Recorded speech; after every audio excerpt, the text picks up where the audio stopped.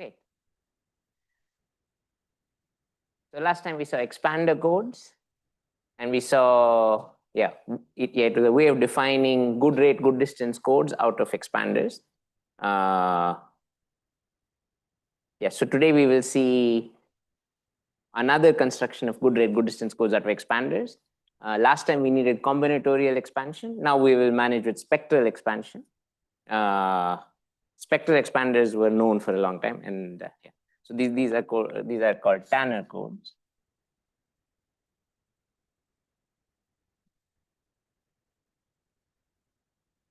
And they also start from expanders. So let me give you the setup for this. And these are actually from the 80s. So I think 80s, and then there was a linear time decoding algorithm.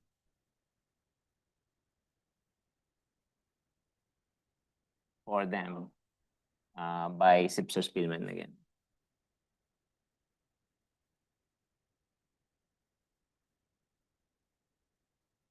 And this is 94 and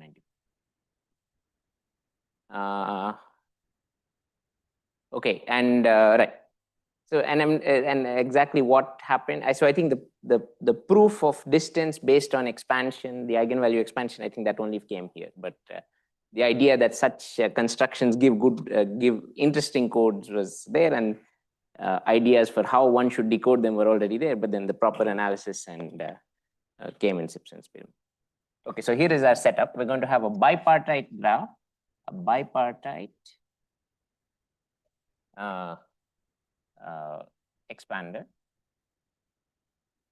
just like before, but we're going to ask for it's a different setting of parameters. We'll have n vertices on this side, n vertices on this side, and it's d regular on both sides.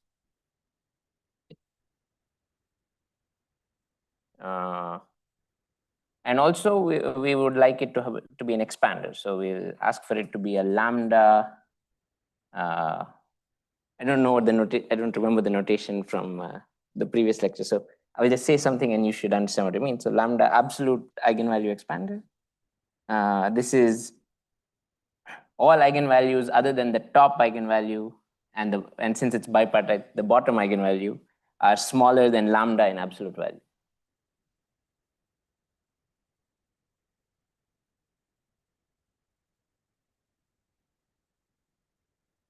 So that means, right, so there's lambda 1 is d, and then there are a whole bunch of other eigenvalues that lie between lambda and minus lambda. And then there's lambda, the last one, which in this case is lambda 2n, because there are 2n vertices. 2n is minus d. That's how the eigenvalues of this graph look. This is what we would like. And we will later insist that lambda is sufficiently small as a fraction of d in our construction. And I guess you've already heard this before. So in general, we can get such graphs with lambda equals order square root d, and even 2 root d minus 1. Right. So in particular, you can, by making d a big enough constant, you can make lambda less than 1% of d, because by having something like that. Okay, so the other input for this construction is a small code, which is what we will place on all these vertices. So we also want, so we here have a code C0 sitting inside F2 to the D. It's a linear code. And with dimension,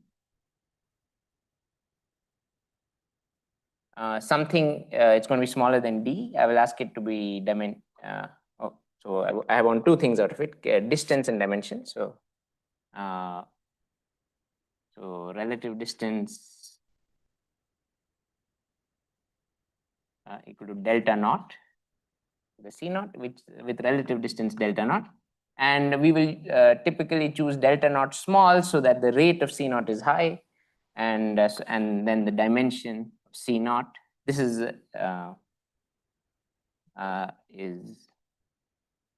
D times 1 minus alpha. I should call it alpha naught. So now D is going to be a constant. So we're looking for an error correcting code on a constant number of bits. There are only constantly many such things in numbers. So this is something one could brute force search for, or and then you find a code which has good relative distance some delta naught and dimension almost D. And since D is a constant, I don't even need to say it as a fraction of D. But yeah, the fraction here will be important, and we will choose delta naught typically small so that the dimension of this is large. I'll say why the dimension has to be large for what I have to do. Okay, so this is the inner code C0, and its length is the F2 to the D. That D is the same as the degree of this. Okay, so with this as input, I'll now define a code. This will be the Tanner code. And it will have, it will be quite a neat code actually. So T, it's going to be a subset of F2 to the N times D. N times D is the number of edges in this graph. There are N vertices, each has degree D on this side. And so the coordinates of C are going to be labels on the edges. So this is definitely we define. Oh, I shouldn't write so high. Okay, we're okay. So C this, and C is the set of all functions from the edge set to F2, such that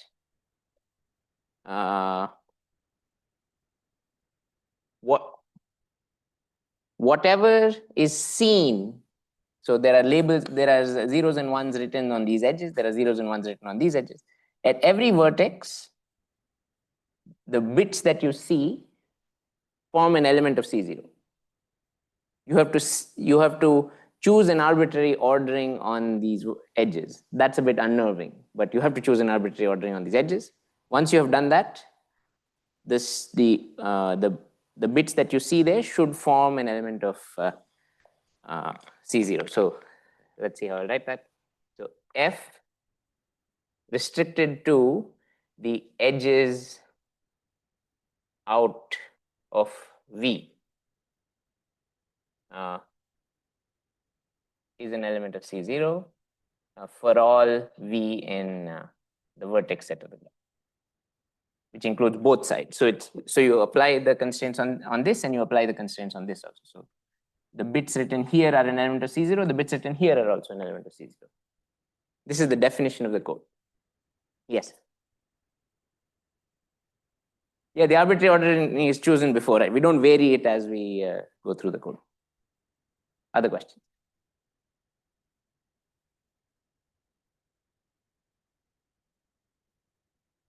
Okay, so this defines a set of strings. These codes have to be the same on all of these? No. You could actually choose at every vertex any code, a different code. I would like them all to have the same relative distance to analyze the distance, but if they're different, one could also still analyze their distance with a bit of struggle. But yeah, but the codes do not need to be the same. I mean, this is reflecting the fact that there's an arbitrary. It's closely related to the fact that it doesn't matter which order I took the bits in. I mean, it's a really unnatural thing that's happening. So that's the definition. Making a definition is easy. So now, so we need to say something. So I want to say this actually can give you good codes. So with positive fraction rate and positive fraction distance. Good. So why does it have rate? Why is there any code word in this? So the 0 is always a code word. Yes, because we started with a linear code. Why is there any other code word? Same as in Sipser-Spielmann, it is counting constraints. right? So this is a linear space. Every time you ask that these bits are an element of C0, you are imposing alpha 0 D constraints. That's the number of constraints you have imposed. Totally, we are imposing 2n alpha 0 D constraints. So dimension of C is at least the total number of edges, which is nd, that's also the dimension of the space they live in, minus the number of constraints we have imposed, which is 2n times alpha 0 D, which is, I guess, nd times 1 minus 2 alpha 0.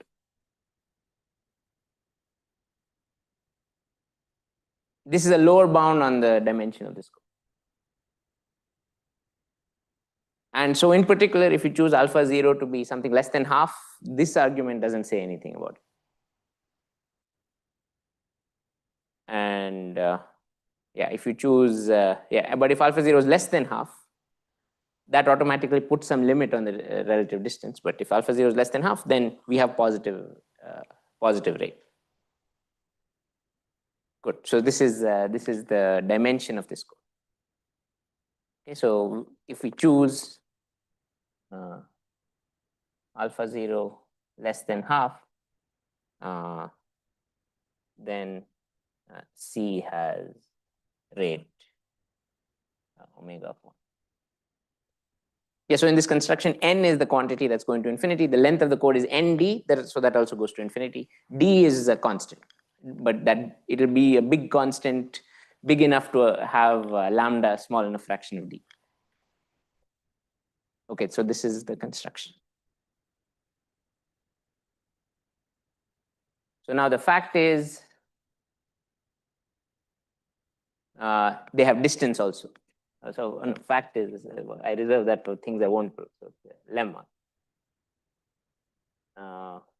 P has minimum distance, at least something. So so something times nd. What is the something? The something is it has to depend on delta naught. Yeah. So first we should ask ourselves, what's a good model? Yeah. What do you expect here? Maybe this is what the question is. What do we expect here? And this is an expander, right?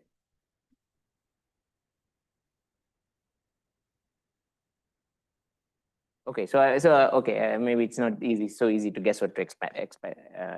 So I will write what we get, and right, and then we'll switch over to study something else called tensor codes, and then come back to this. So this is delta naught times delta naught minus lambda over d, which for if you choose d big enough so that lambda is a small enough fraction of d, this looks like delta naught square. So I want to say this is approximately delta naught square nd for d big enough, and lambda by approximately, it's not, yeah, it's not in any technical sense, right? This is and lambda equals, let's say, order square root d.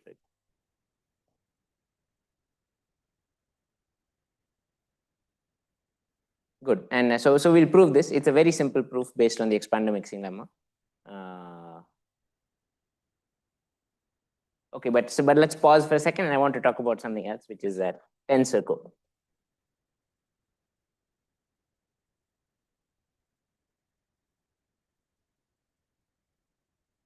Okay, so C is a linear code.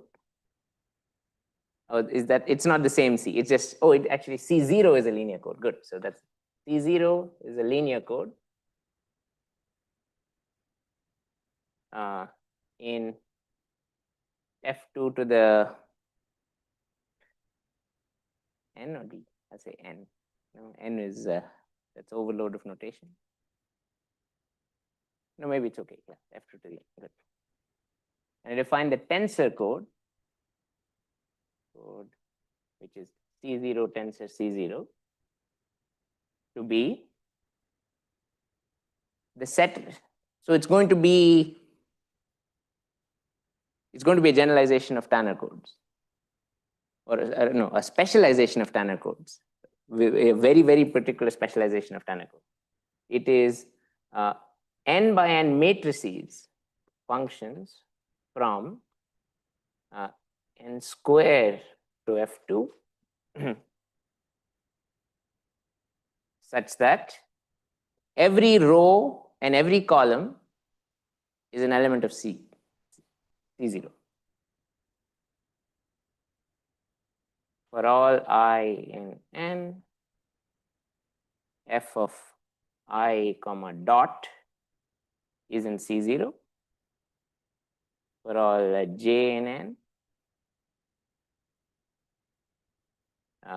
f of dot comma j. So f of I comma dot is n coordinates. We asked that's in C0. F of dot comma j is in C0. So it is the set of matrices you can get where every row here has is an element of C0. Every column is an element of C0. It's a whole bunch of constraints that I've imposed. This is called the tensor code of C0.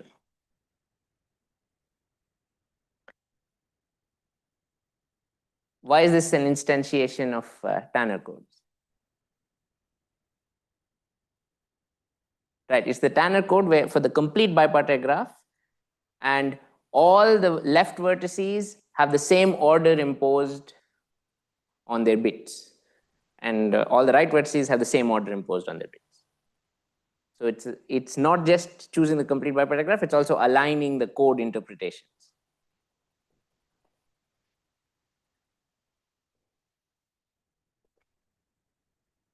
And miraculously, the tensor code has positive dimension for any C0 that you have to start with. The dimension of C0 tensor C0 is dimension of C0 square.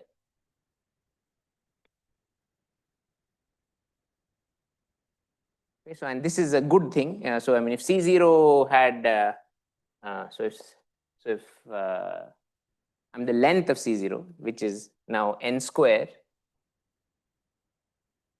So if the original code had rate r, the new code has rate r square. So rate of the tensor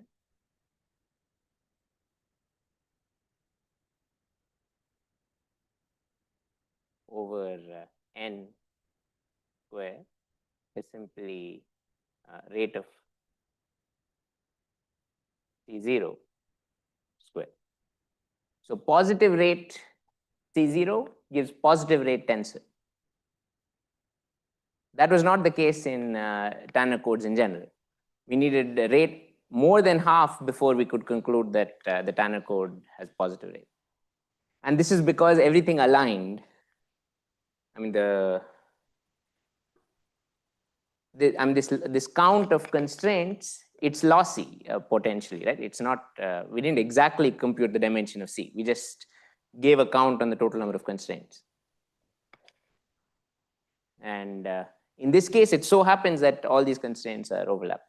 So why is the dimension of C0 tensor C0 the same as the dimension of C0 square?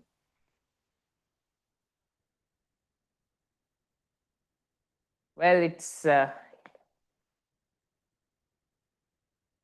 So I mean, I'll do a very hands-on picture of why it is the case. I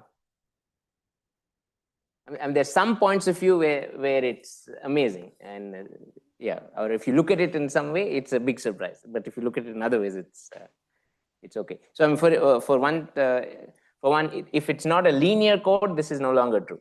This definition makes sense for non-linear codes too, but for non-linear code, it's no longer true that the dimension of the tensor is so big. In fact, it may have no code words at all.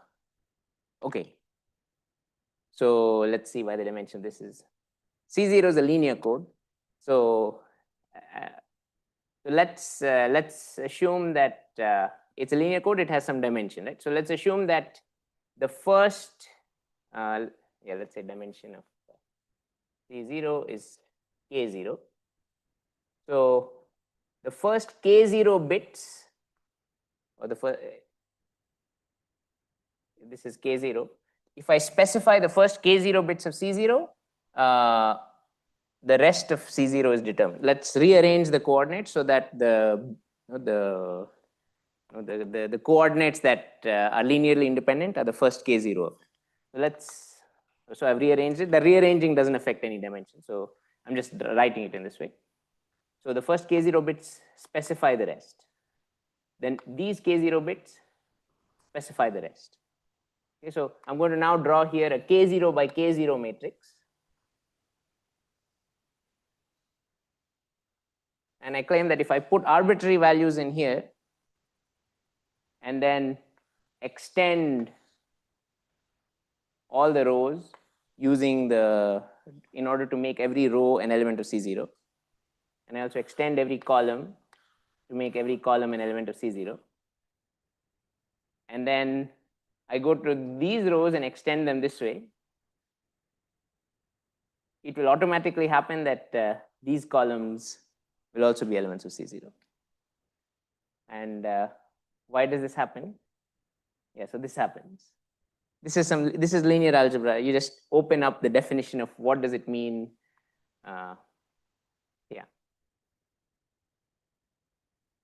There's some, I mean, if you just open up, this is a specific linear combination of all these entries. This is a specific linear combination of all the corresponding entries in the second row. This is a specific linear combination of all the entries in the K0th row.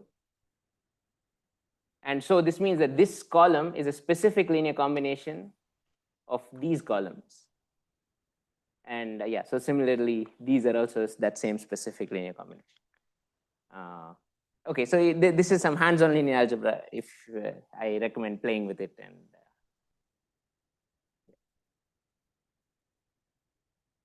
what's the distance of the tensor code?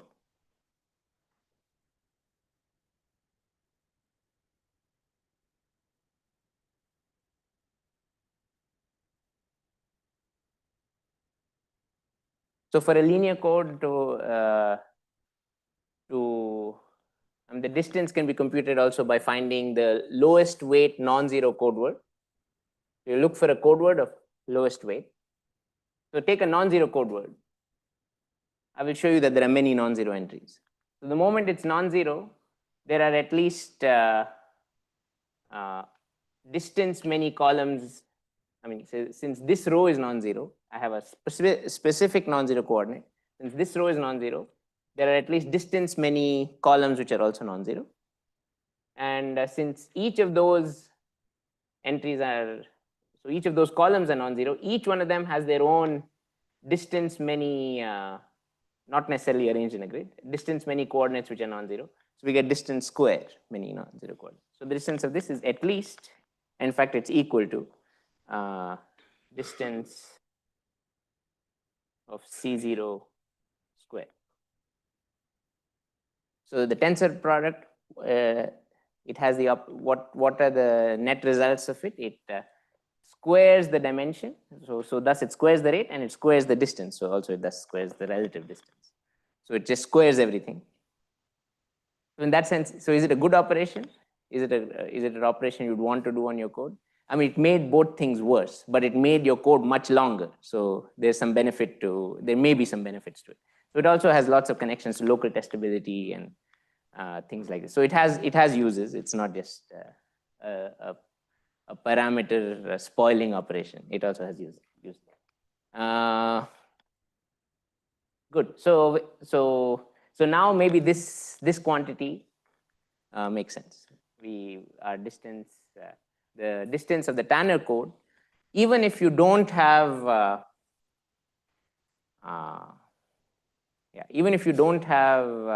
degree n, you can reduce the degree all the way down to constant, and still you get the same minimum distance behavior. And this is again a reflection of the principle that expanders mimic the complete graph. In this case, the complete bipartite. Yeah, question. No, not that explains. That tells us why we should be happy with this statement. It doesn't prove this.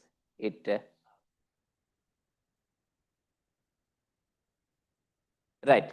And this is a much more primitive operation that, where delta naught square comes up completely obviously. And here we're getting the same behavior, even though it's highly sparsified.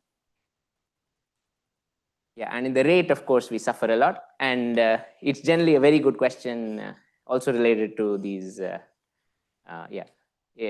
to understand good instantiations of Tanner codes where the rate can end up being larger than what naive dimension counting does. Okay, good. So let me prove this. This is a very simple proof. It's just a consequence of the expander mixing lemma. So let F be a non-zero code word. So in this case, what is a non-zero code word? It is simply a choice of, it's a set of edges. Right? The ones of that is a set of edges. So let, I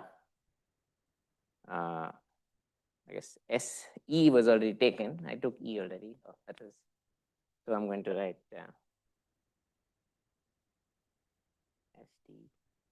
U. U in E be the support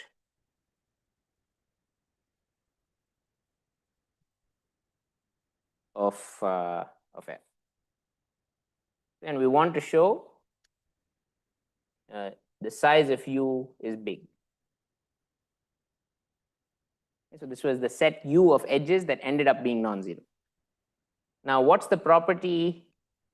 So we have some property. The property that we have is that on the left and on the right, every vertex sees a code word of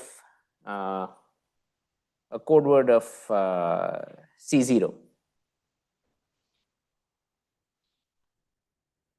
So I want to talk about the sets. Let's look at the sets S on the left that are touched by U. The sets that are not touched by U, they see zeros. So there's nothing to be did. Is the definition of U clear? Right? U is the set of ones of the function F. F assigns zeros and ones to the edges. We want to study the support of F. We want to show that U is big. So let's look at any vertex on the left. So we'll take all the set of all vertices S which are touched, and the set of all vertices T on the right which are touched by U. So we have two sets S and T.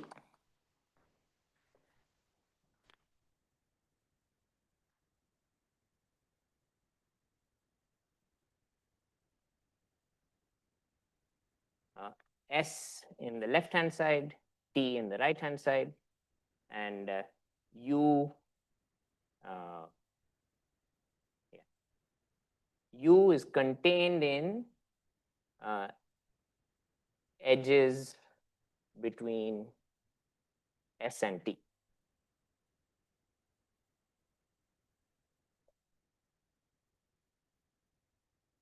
And what do we know about S? We have to say something about S. We know something about S. What is this thing that we know about S? Because we haven't used the fact that C0 is present and that it has minimum distance delta 0. So what's the one thing that we know about? What is the fact that every vertex on the left sees a code word of C0 tell us? Right, any vertex in S has at least delta 0 D edges in U. Because any vertex in S sees a non-zero code word, therefore by the distance property it has at least delta 0 D edges. So U has at least delta 0 D edges incident on each vertex of S. similarly on T. Right?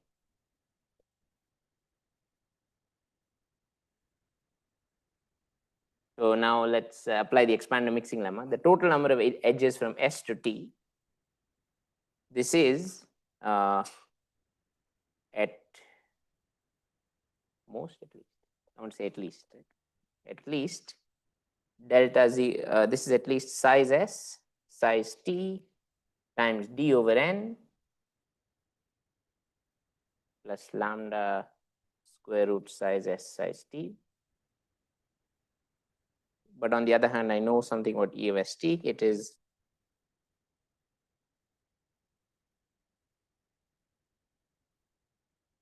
at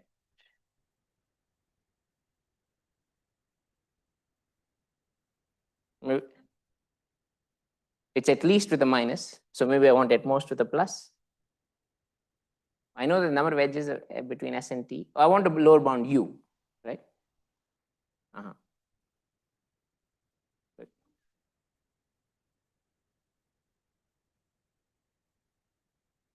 Yeah, but I want to get a lower bound on U, so I messed something up.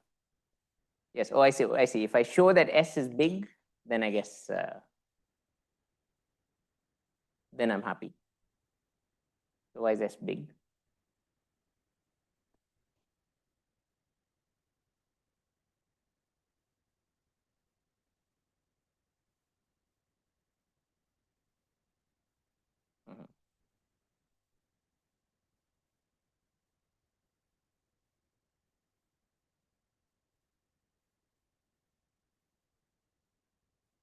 U is big. Wait, the U is big is my want to show, right? So that comes from S being big.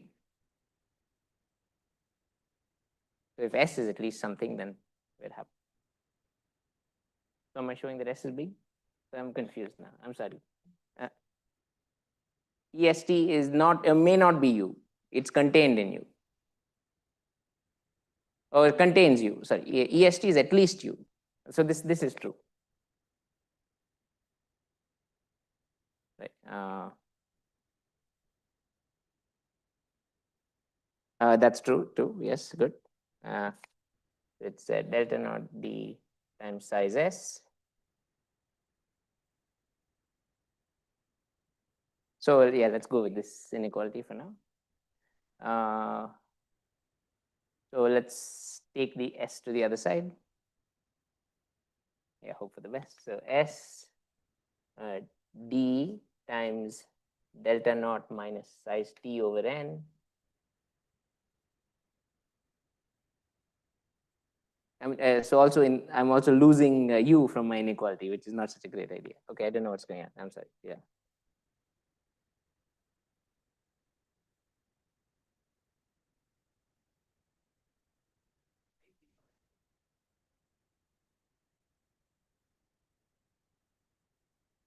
Because I mean, true. It's not true that every edge between S and T. I mean, I don't know that F is all ones on it's not a complete bipartite graph.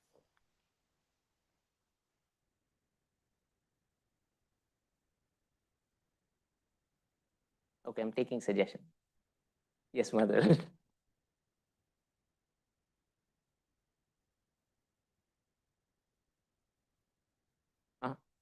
Yeah. Uh-huh. Uh-huh.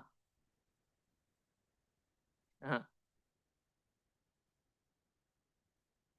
Right.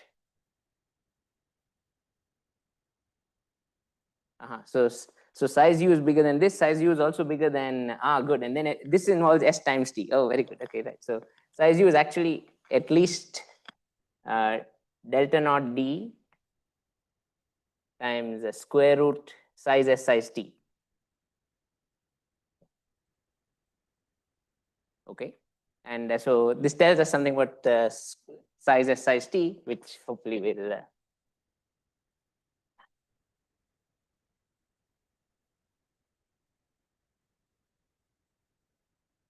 So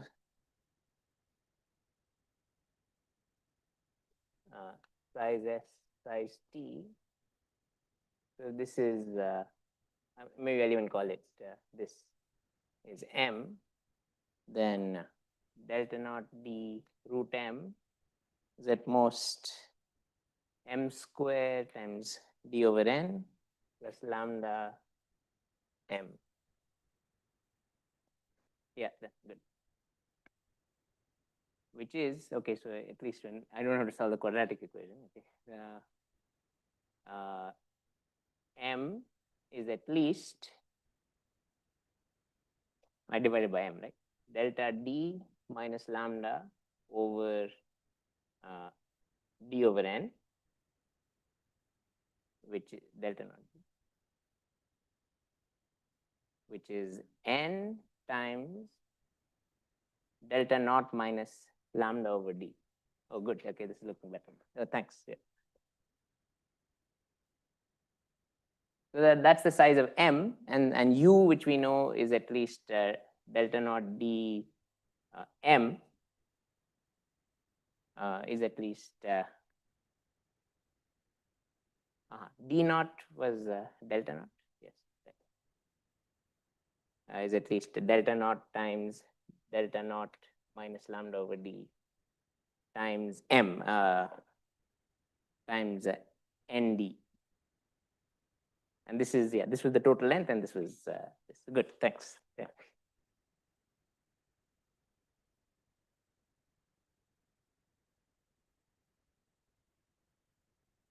Okay. So the moral is Tanner codes have distance. And by making lambda over D small enough, it's like delta naught square. It's almost mimicking the tensor code. Questions?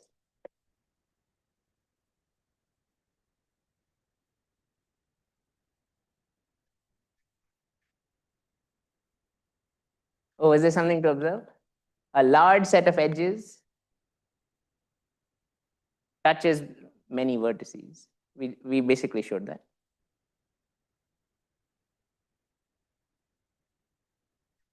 And if all those vertices have large degree, then that set of edges was large.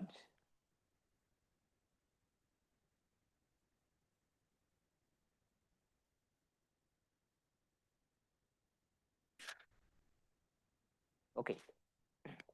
Good. So now I'll talk about how to decode these codes. So we're in the same setting.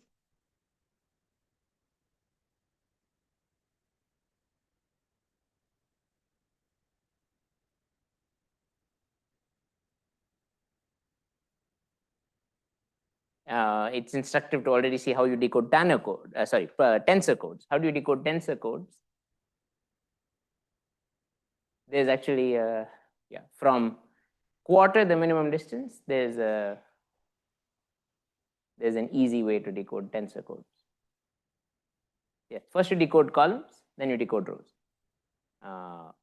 Every column you're given a received word, which is a matrix. Every column you round to the nearest code word. Then every row you round to the nearest code word. If the total fraction of errors is less than delta naught square over 4, then at most delta naught over 2 of the columns have at more than delta naught over 2 fraction errors. So this is why it can be done. So there is a result which allows right. So that's 1/4 fraction errors. So the kind of this kind of procedure by itself cannot do the job here. You cannot just decode all the columns. In this case, is go to every left vertex, see what it sees some potential code word and decode it. And then after that, you just decode from this side. It sees some coordinates, you decode it. This by itself will not do the job. And the reason for this is, the degree of this is not big enough. The degree of this is not big enough for, long range errors to get corrected. But nevertheless, there is a nice algorithm that fixes it. It's a lot like the Sipser-Spielmann algorithm from from last lecture, which is to iteratively improve this. So to iteratively decode on the left and decode on the right. Okay, so the decoding algorithm.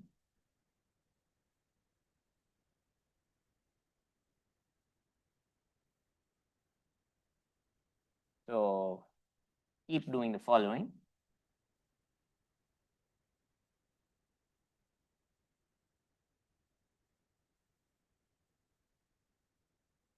For each left vertex,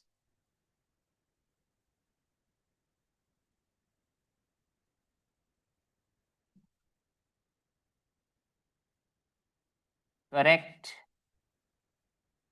f restricted to each left vertex v, correct f restricted to the edges of v to a code word in C0 if it is within delta naught d of C0 or delta naught d over 2 for C0. We go to each left vertex. It could be that the number of errors on that, I mean, what you see is not within distance delta naught d of C0, in which case you don't do anything. But if it is within distance delta naught d of C0, replace all those bits with that nearest code word. That's what the procedure is. You do this for all the left vertices. And you can do this simultaneously because there's no overlap. No two vertices on the left have an opinion about the same edge. No two vertices on the right also have an opinion on the same edge. So that's why, so in the first round, we'll do it for lefts, and second, we'll do it for rights. Same thing for right. Correct. It's exactly the same thing. And we keep doing this.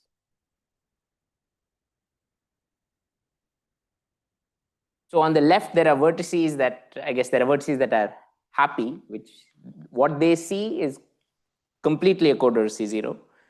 There are vertices that are unhappy, which they don't see it, but they're okay, meaning what they see is within distance delta naught d over 2 of a code word. And there are vertices that are devastated, where they don't see, and what they see is not even within distance delta naught d over 2 of C0. And for them, we're not able to do anything. So initially, there's a whole distribution of happy, moderately unhappy, and devastated vertices. After the first round, all these vertices are happy. And some here are, oh no, they're not. All the vertices here are either happy or devastated. And on this side, there's some distribution. Then after the second round, all the vertices on this side are either happy or devastated, and it keeps going like this. This is the decoding procedure. What's improving?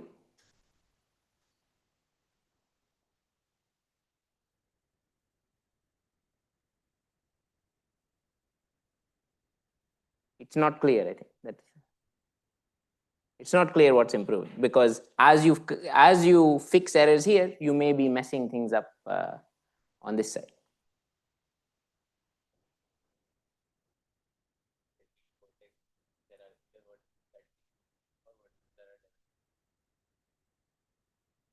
Right. It could be that there's nothing to do on this side and nothing to do on this side. You are at a situation where every vertex here sees too many. Yeah. Right. Mind you, I mean, a code word is, a different code word is an, okay, no, not a different code. That's not what I mean. Okay. Yeah, but there are configurations where you cannot move. Code words are examples of configurations. Okay, so now let us, so let us see. So,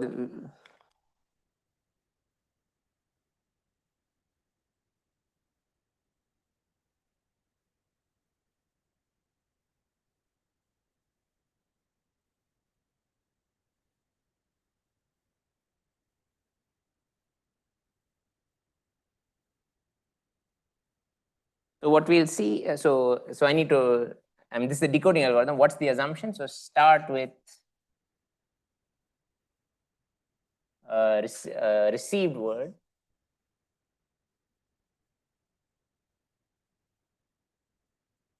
with distance at most. Okay, so I'm going to say 1 minus epsilon times delta naught times delta naught square over 4 times 1 minus, or maybe I should have done delta naught times delta naught minus lambda over d times dn from a true code.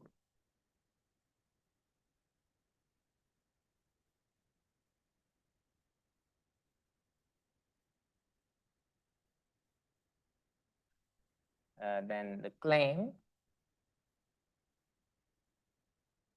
So this is a result of so this decoding algorithm with these good parameters is by Zemmour. I should also say that Tanner codes, we now know how to decode them much better. These are the results of Madhur and Shashank and Tushant and Geronimo, who using sum of squares hierarchies, and we can know how to decode them from half the minimum distance and even beyond up to for list decoding and things like this. So yeah, so what this nice iterative algorithm only works. Its main claim to fame is that it's linear time, and it's also fairly elementary. Good. So the claim is this algorithm finds the nearby code word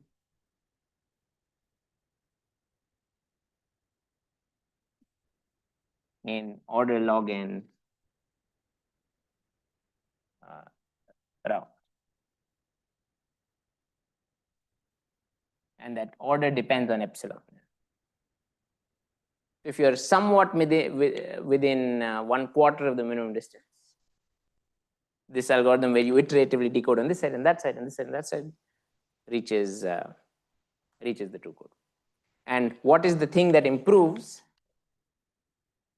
The thing that will improve is the number of devastated vertices.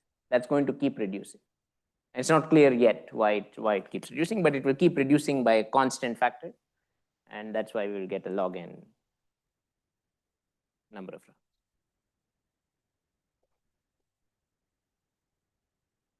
Okay, so let's some observations.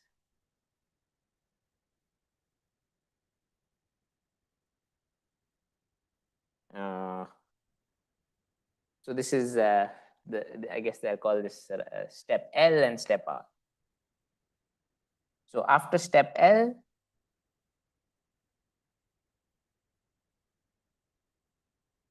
there are only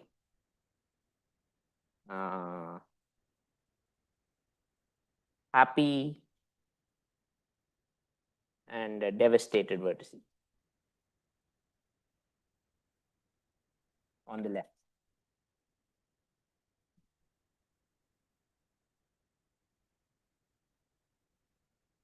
And all those devastated vertices are incident on at least delta naught d over 2 okay, fine. So yeah, there are at least delta naught d over 2 errors involved on them. So let me, so let S be that set. So the set of devastated vertices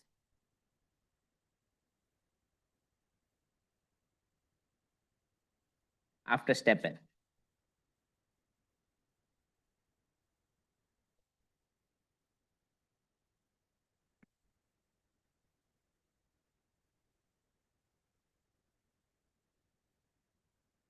And S is small.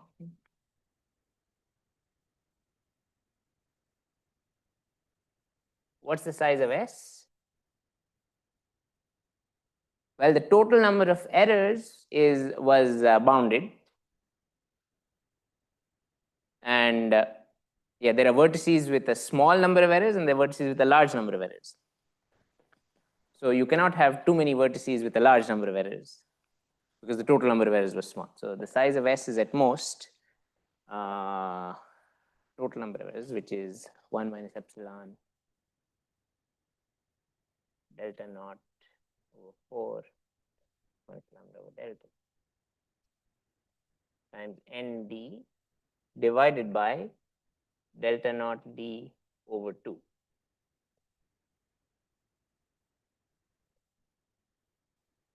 Which is at most 1 minus epsilon. The delta naughts go, the D's go,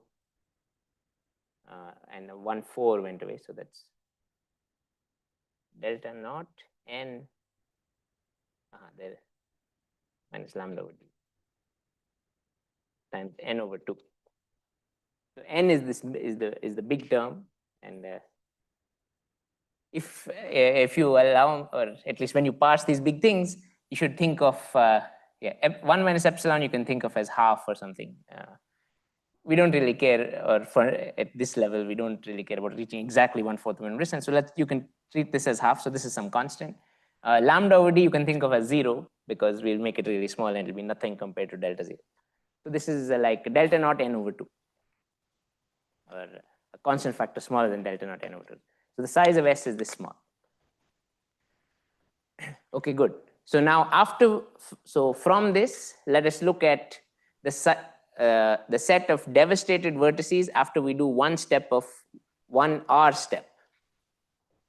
Questions? Yeah. This is the initial number of errors. Correct. Wait, what do you mean by total number of errors? Yes, the distance from the nearest code word or that original code word, it may increase. I agree with that.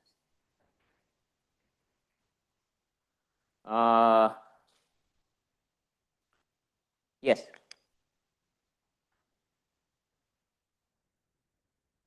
Oh, you mean as we go along in the algorithm, this is not analyzing a general step, is what you're saying. This is analyzing only the first step. Mm-hmm.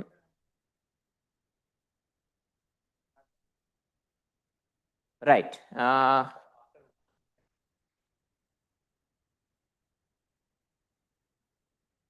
So I was analyzing the number of devastated vertices after one step of the number of devastated vertices on the left after one step of L.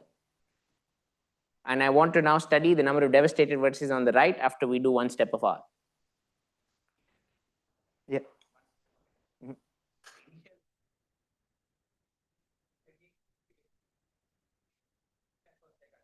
Yes. Yeah.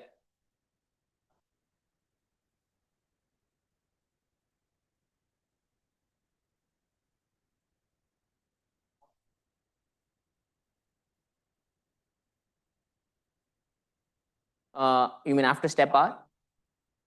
After one step of L, the set of devastated vertices stayed exactly the same, and the set of and the other vertices there was some change. That's true. Yeah.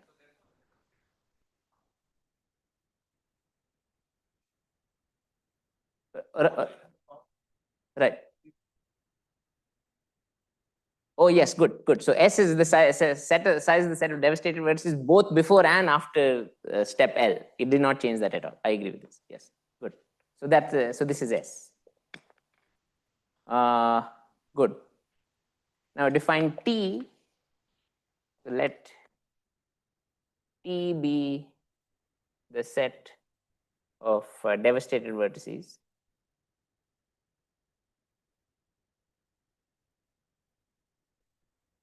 Now, so after step L and hence also after step R. Step L.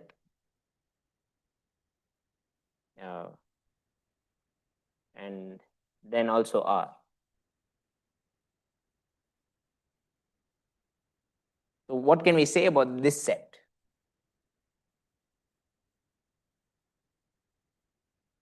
This is from the perspective of the right. So this is a set of right in the right hand side after step R.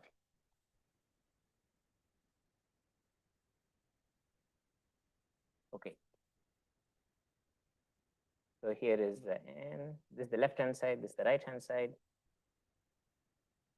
we had our set S, and all these edges, all these vertices have at least delta naught d over 2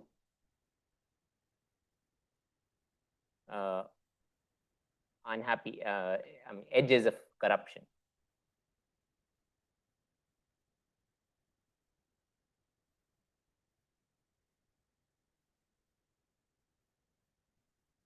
And T is a set of, T is on this side.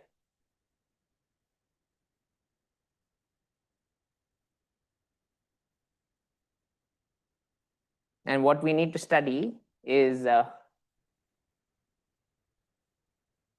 right, so we need to say something about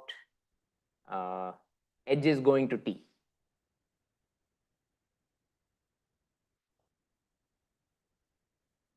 Right, so the size of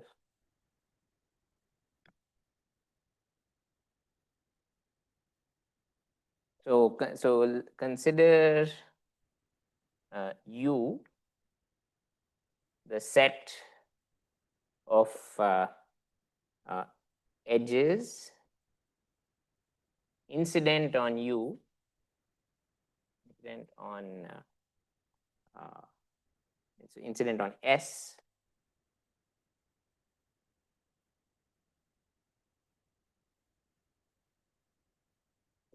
which were not corrected by step L. The set of errors incident.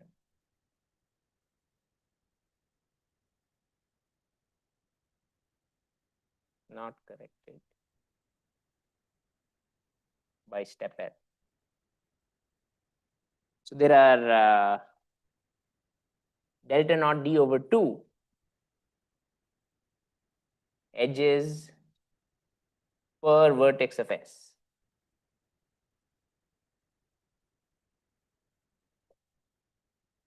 Each of those vertices has delta naught d over 2 edges with which it is unhappy, and that's the set U. So the size of U is at least delta naught d over 2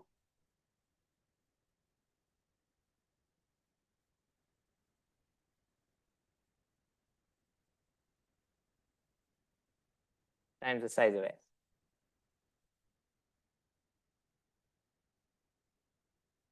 Okay, and now we want to consider the edges between S and T. Edges between S and T, the total number of edges between them.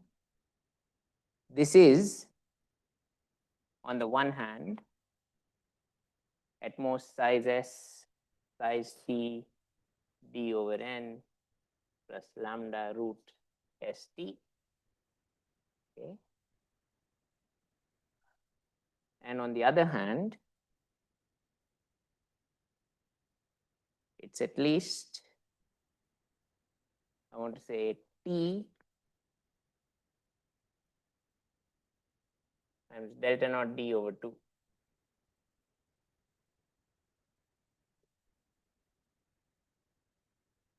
Because every vertex from T has at least delta naught d over 2 edges which are in the corrupted set.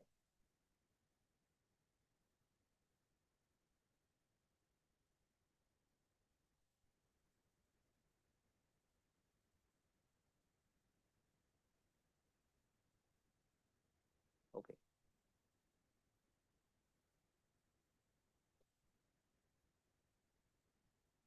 So I want to use this to say that T is small. I want to actually get out of this that T is smaller than S by a constant factor.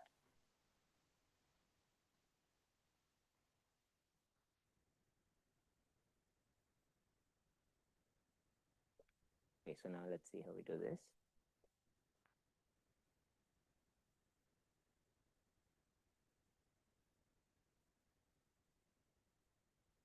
So there's T's everywhere. And I know the one trick which is not obvious that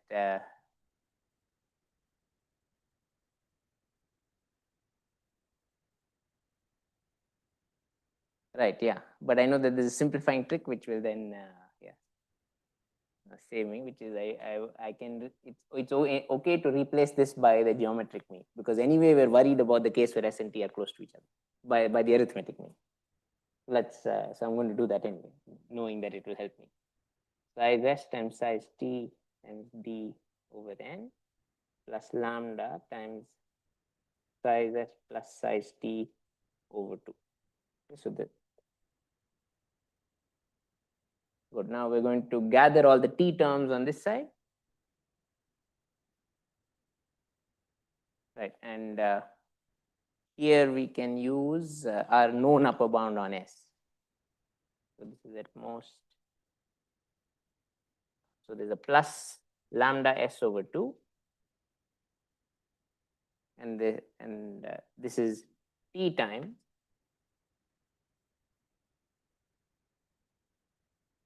lambda over 2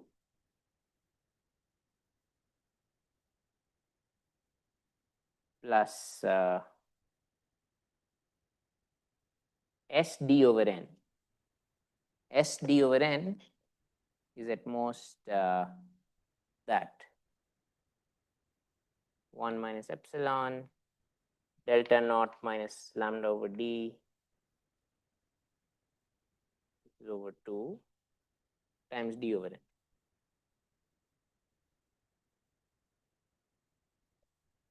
And this is on this side size T times delta naught D over 2. There's no N in D by N because there was an N there. Yes, good, thanks. Good, so this quantity is something like delta naught D over 2. This is also delta naught D over 2. T got multiplied by delta naught D over 2 plus a little bit more. This is delta naught D over 2, but this is actually a little bit less than delta naught D over 2. That's what this epsilon is there for. Good, so I will, so let's be happy with that. In fact, the D can go in and help simplify this. Okay, so we have T times, so after I take everything to the side, it will be T times something positive is at most lambda S over 2. So, and then simplifying that should give us what we want. So let's, this was good. I don't want to go so far from it. I'll do it up here.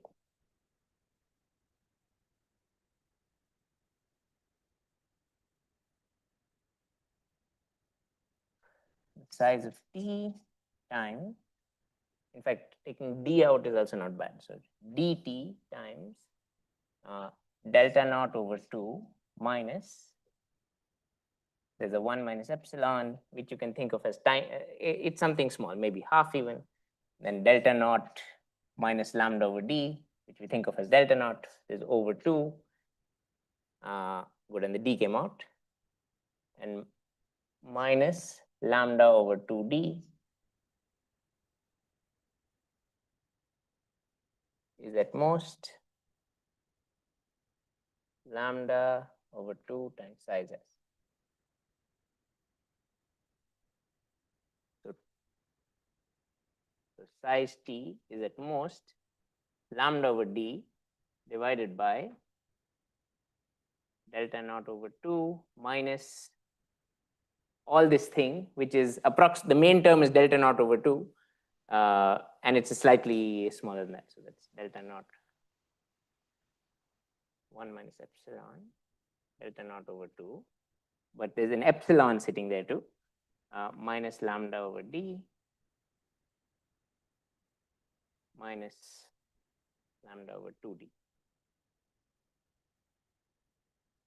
So the crux is, this is epsilon delta naught over 2. Yeah, that's the biggest term, time size,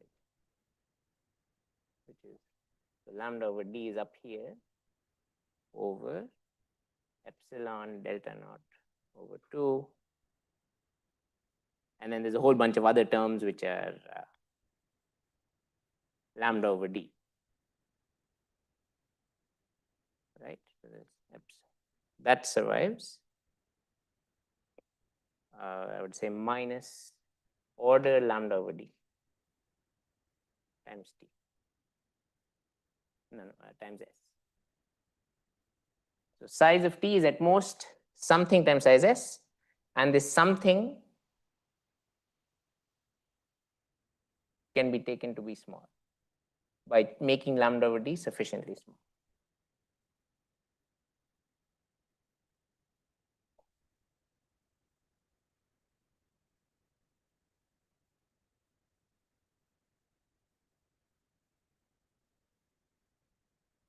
Okay, so maybe even clearer is I divide by lambda over d both up and down. So it's 1 over,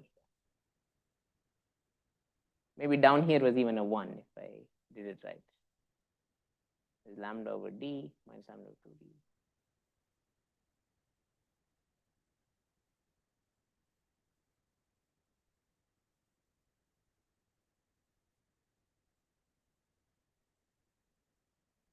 Yeah, so I think it ends up being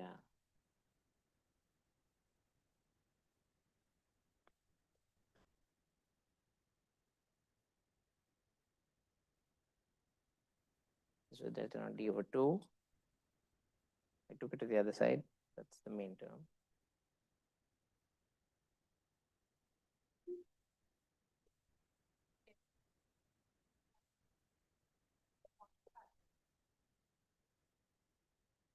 This one or this one?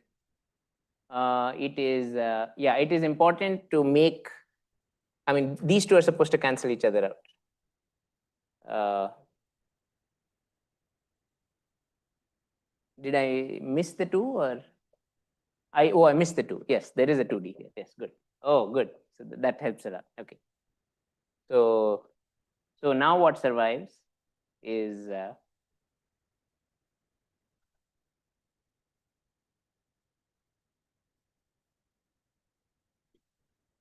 plus 1 or something.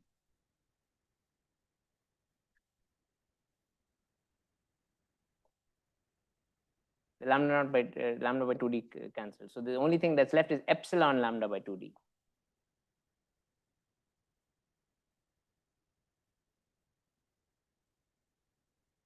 Which half doesn't matter? Yeah. This here. This should have been 2, 2. Okay.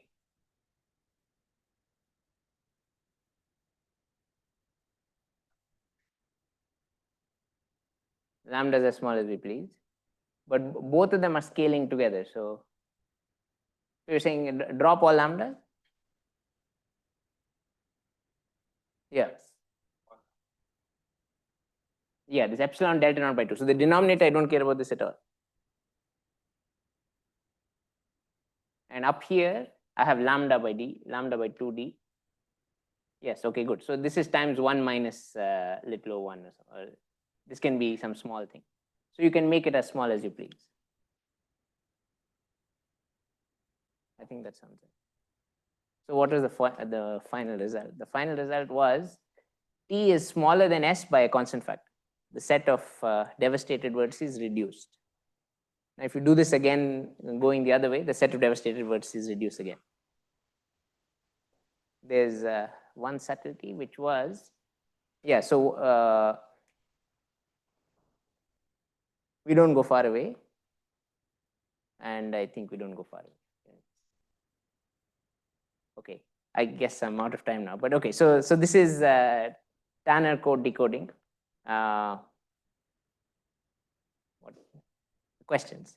Yeah. Yeah. Right. So it's actually very good. It shouldn't have been so good. I agree with that.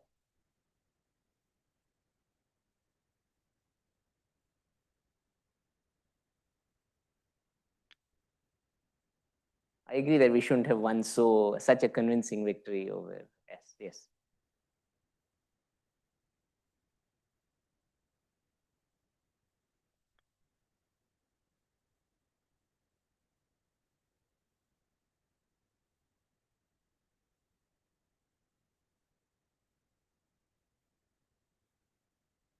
So what's the main term that survives in after you take this there?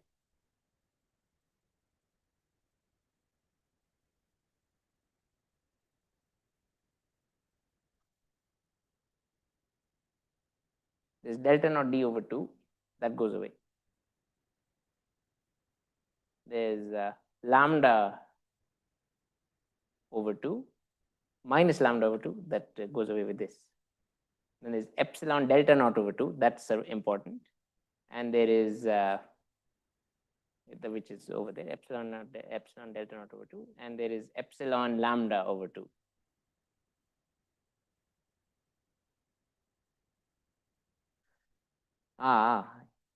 that right?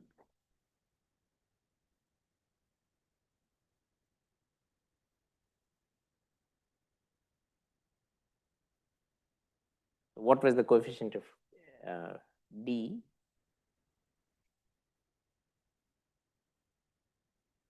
Epsilon delta naught over 2. The lambda over 2D went away. And there's minus epsilon delta naught, no, epsilon lambda by 2D.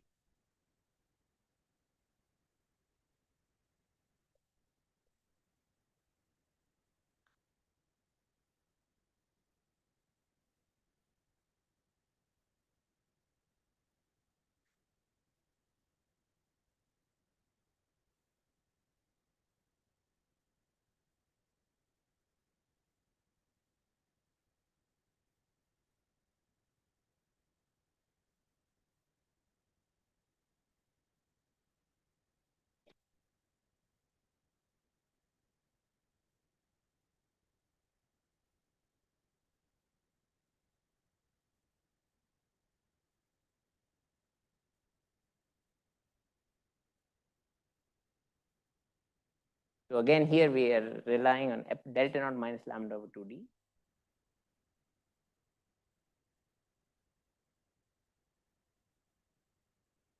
Right. So what's this is epsilon delta naught minus lambda over 2 over D.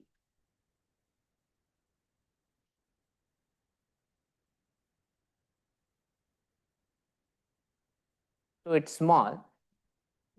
We can make, it's not such a convincing victory, right? I made lambda over 2D smaller than epsilon.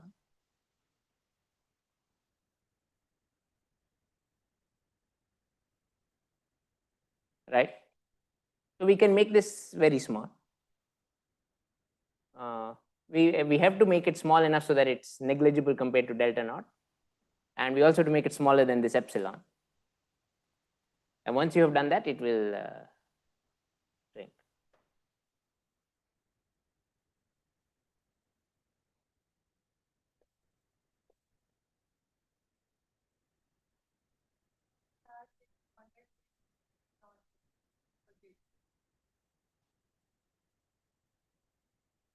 If D is not very large,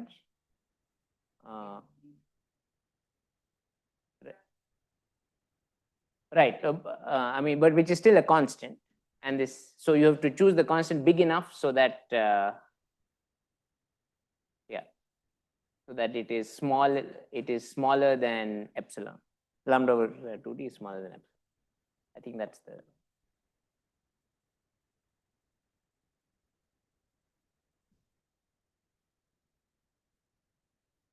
Okay. Okay, great. Other questions? Given some?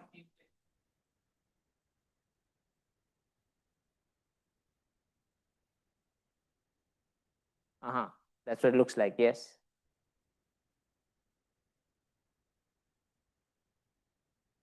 That's a good point. I don't know whether we needed to.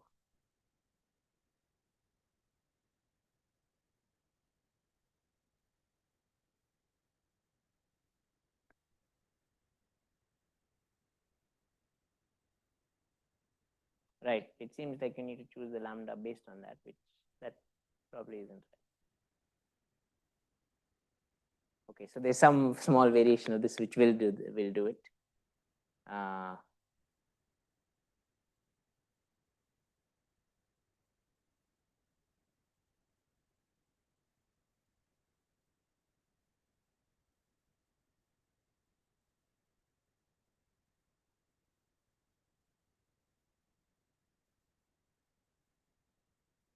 Okay, other questions?